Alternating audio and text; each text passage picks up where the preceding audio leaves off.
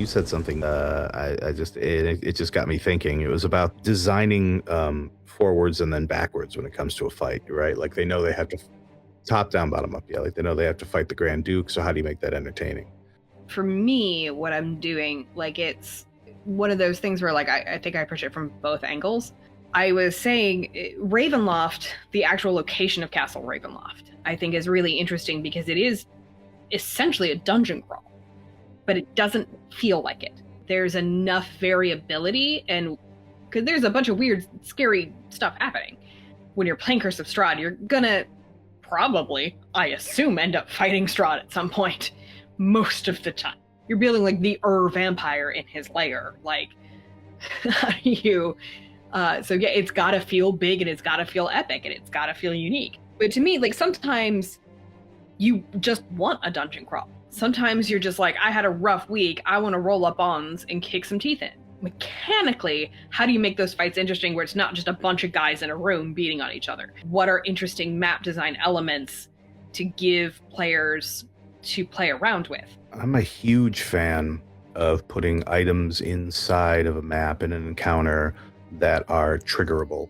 Arcane cannons, a table full of random potion vials, a wand sticking out of the eye socket of a dead goblin. If you get to it and you take the risk, you spend time looking at it, can give you an advantage. I always try to have there be points of interest not only for the enemies, but also for the PCs.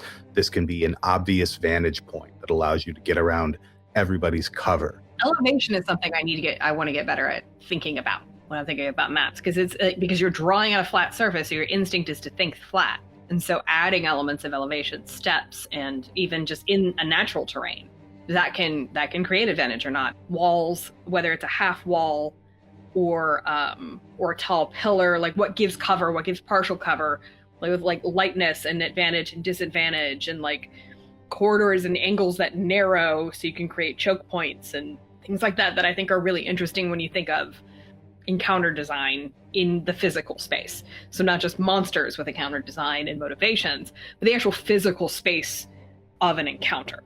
I used a carousel one time in sort of like a dark carnival.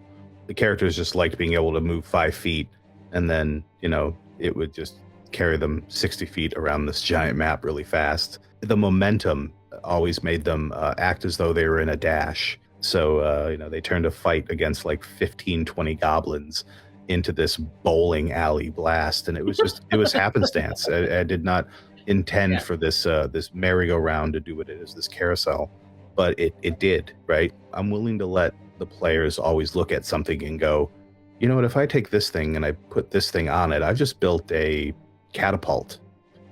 Yes, you have. The other thing that I really, really like doing is having the enemies be smart about terrain, right? Making it so there's this tension, like they're waiting for me to do something. They're waiting for me to come in here. Sometimes that can be a little difficult because, you're playing the enemies the same, but trying to think of their tactics and utilize the terrain can make sometimes a very simple map become a very entertaining map. If a player asks you if a physical feature is present, unless it doesn't make sense, just say yes.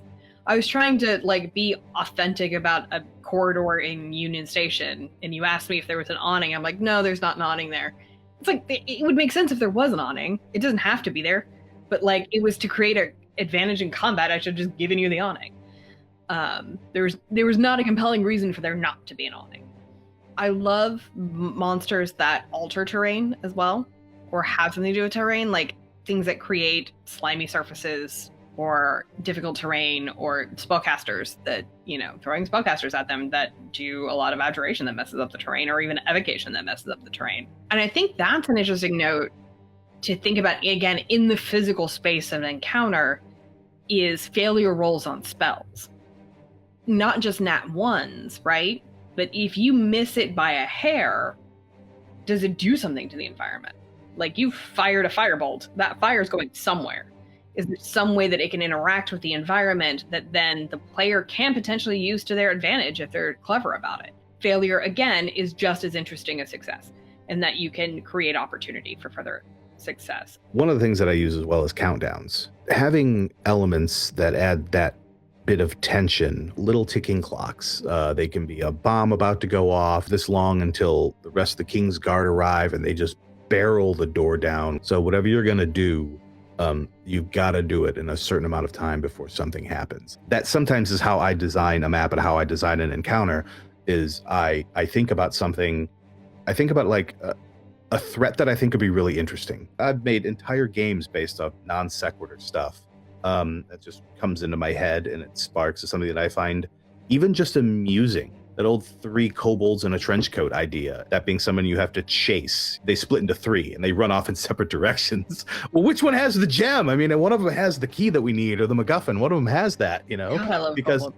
I just thought that would be hilarious. So now I've built an Yeah. entire encounter around this one funny idea. And that one funny idea can be that just powder keg that can make something really awesome. I love rugs.